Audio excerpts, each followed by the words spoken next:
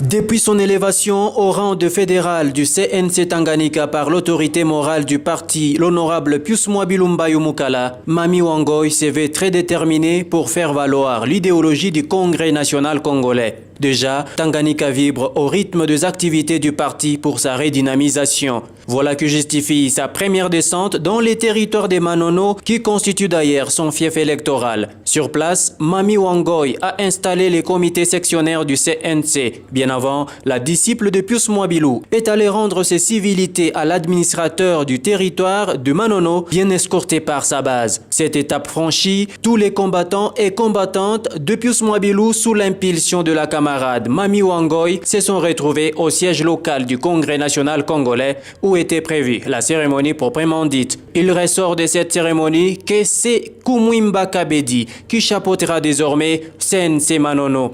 Occasion faisant les larrons, Mami Wangoy a remis quelques insignes du parti au nouveau comité local. Dans son adresse à la foule, la représentante de Pius Mwabilu Mbayu Mukala a encouragé tous les militants du parti et les a appelés à la vigilance pour espérer une victoire aux prochaines élections. Profitant de sa mission dans les territoires de Manono, Mami Wangoy a inspecté l'exécution de différents projets pilotés par la Fondation Marie-Thérèse, dont elle est marraine et initiatrice.